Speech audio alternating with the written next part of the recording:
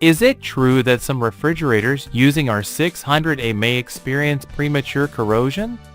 And what causes it? Let's start by clarifying a key point. R600a, also known as isobutane, is not a corrosive gas by itself.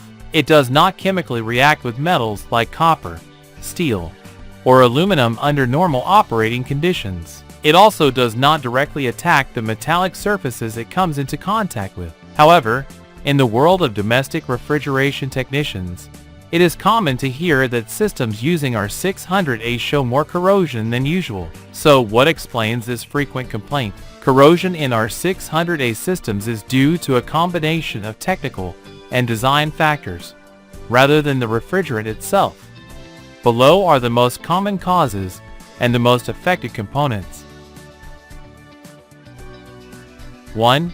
Thin tubing due to low working pressure. Because R600a systems operate at very low pressure, some manufacturers use thinner tubing or materials with lower mechanical strength compared to what was used with older refrigerants. While these materials handle R600a pressures adequately, their thinner walls make them more susceptible to long-term corrosion. 2. Use of low-cost materials. Many modern R600a appliances are designed to be low-cost. They use cheaper compressors, materials without anti-corrosion treatment, or simple welding techniques, making them more vulnerable to both internal and external corrosion. 3. Air intrusion due to microleaks. Since refrigerators with R600a operate at very low and often negative pressure in the evaporator, even small cracks can allow the system to draw in air and moisture from the surrounding environment. This mixes with the refrigerant and oil, triggering chemical reactions that oxidize metal and generate internal residue. 4. Oil reaction with contaminant metals. In lower-end compressors, if the oil used isn't the right type, like highly refined POE or pure mineral oil, it may react with copper, aluminum, or iron, especially when moisture is present. This creates galvanic corrosion, which attacks mixed metal joints, like aluminum copper, and can release metallic ions that clog the system. 5. Oil breakdown due to overheating. When the compressor operates under poor ventilation or with refrigerant overcharge, the oil may carbonize and release corrosive compounds. This damages the internal surfaces of the tubing, the capillary tube, and even the compressor stator. 6. External corrosion caused by condensation. In humid or polluted environments, water condensation forms on cold pipes. This acts as an electrolyte and accelerates external electrochemical corrosion. This is especially serious in budget systems where tubing is thin and lacks proper insulation, allowing damage to progress quickly.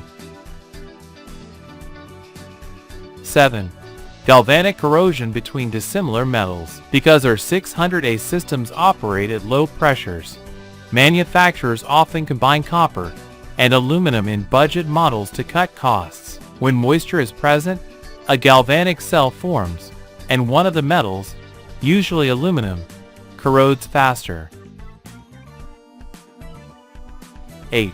Oil pH imbalance. Because moisture entry is more likely in R600a systems, due to their low working pressure, the reaction between oil and water can shift the oil's pH, making it acidic or alkaline. This chemically affects the tubing and internal compressor components. 9. Atmospheric corrosion in coastal or industrial areas. In areas with salty air or pollution from gases like sulfur dioxide, systems become more susceptible to rapid external corrosion. This is especially problematic for R600a appliances, where tubing tends to be thinner and may lack sufficient environmental protection.